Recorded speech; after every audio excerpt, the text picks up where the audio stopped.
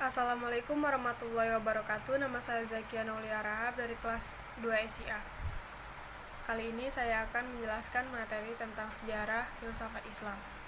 Filsafat Islam juga sering disebut filsafat Arab dan filsafat Muslim, merupakan suatu kajian sistematis terhadap kehidupan, alam semesta, etika, moralitas, pengetahuan, pemikiran, dan gagasan politik yang dilakukan di dalam dunia Islam atau peradaban umat Muslim dan berhubungan dengan ajaran-ajaran Islam. Dalam Islam terdapat dua istilah yang erat kaitannya dengan pengertian filsafat, falsafah, yang merujuk pada kajian filosofi, ilmu pengetahuan, alam dan logika, dan kalam. Secara harfiah berarti berbicara yang merujuk pada kajian teolog keagamaan. Aktivitas yang berhubungan dengan kajian filsafat Islam kemudian mulai berkurang pasca kematian Ibnu Rushd pada abad ke-12 Masehi. Terdapat banyak pendapat yang menganggap Al-Ghazali sebagai sosok utama di balik kemunduran kajian filsafat Islam. Gagasan-gagasan Al-Ghazali yang diterbitkan dalam bukunya Tahafut al-Falasifah dipandang sebagai pelopor lahirnya kalangan Islam konservatif yang menolak kajian filsafat dalam Islam. Buku ini memuat kritik terhadap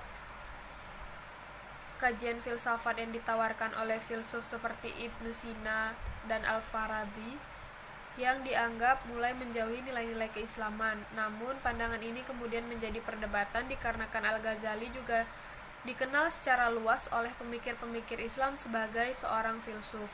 Bahkan dalam pendahuluan di buku tersebut Al-Ghazali menuliskan bahwasannya kaum fundamentalis adalah kaum yang beriman lewat contekan yang menerima kebohongan tanpa verifikasi. Ketertarikan dalam kajian filsafat Islam dapat dikatakan mulai hidup kembali saat berlangsungnya pergerakan Al-Nahda pada akhir abad ke-19 di Timur Tengah yang kemudian berlanjut hingga kini.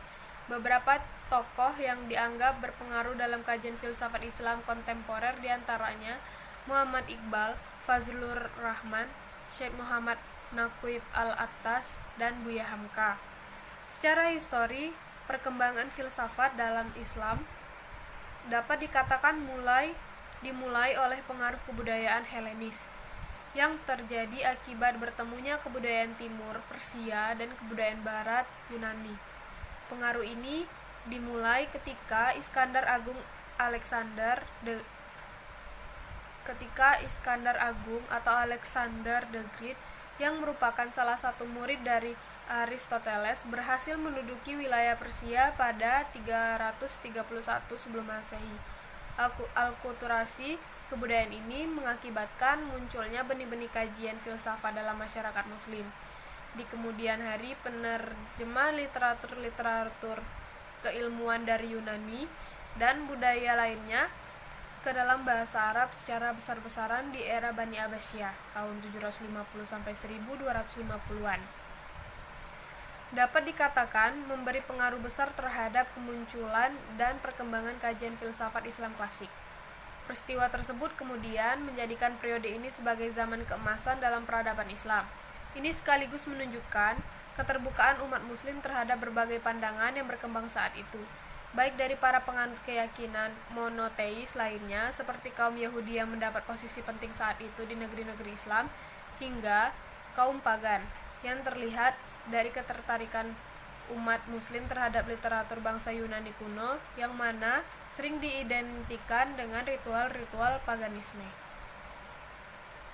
Keterbukaan dan ketertarikan umat Islam terhadap literatur ilmu pengetahuan dari budaya lain diyakini telah membawa pengaruh besar terhadap perkembangan filsafat dan ilmu pengetahuan, terutama terhadap perkembangan filsafat dan ilmu pengetahuan yang di kemudian hari berkembang lebih lanjut pada abad pencerahan di Eropa.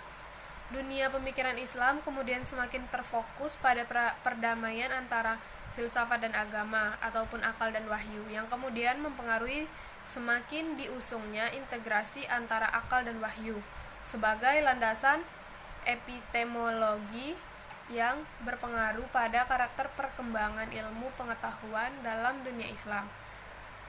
Kondisi tersebut memunculkan semakin banyak cabang-cabang keilmuan dalam dunia Islam yang tidak hanya bersifat teosentris dengan merujuk pada dalil-dalil Al-Quran dan Al-Hadis sebagai sumber kebenarannya oleh para mutakalim atau ahli kalam, tetapi juga bersifat antroposentris dengan rasio dan pengalaman empiris manusia sebagai landasannya, tanpa menegasikan dalil dalam Al-Quran dan Al-Hadis. Pada periode ini dunia menghasilkan banyak filsuf, teolog, sekaligus ilmuwan ternama seperti Ibnu Sina, Al-Farabi, Al-Kindi, Al-Ghazali, dan Ibnu Rushd. Kajian filsafat Islam di periode ini umumnya mengkaji lebih lanjut tentang pandangan-pandangan perguruan filsafat peripatetik di Eropa, seperti logika, metafisika, filsafat alam, dan etika. Sehingga periode ini disebut juga sebagai periode peripatetik dari kajian filsafat Islam.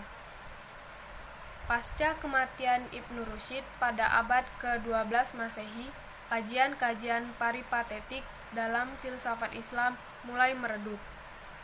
Dari penjabaran yang di atas menjelaskan tentang sejarah filsafat Islam, diketahui ada beberapa tokoh-tokoh penting seperti Al-Ghazali, Al-Farabi, Al-Kindi, Ibnu Rushd. Terdapat pula tokoh-tokoh dari Timur Tengah, dan juga tokoh-tokoh yang kita kenal sebagai tokoh dari Indonesia, yaitu Buya Hamka. Dalam presentasi kali ini berakhir sudah materi yang akan saya sampaikan. Saya harap ini bermanfaat, dan jika ada salah kata saya mohon maaf. Saya akhiri, wassalamualaikum warahmatullahi wabarakatuh. Terima kasih.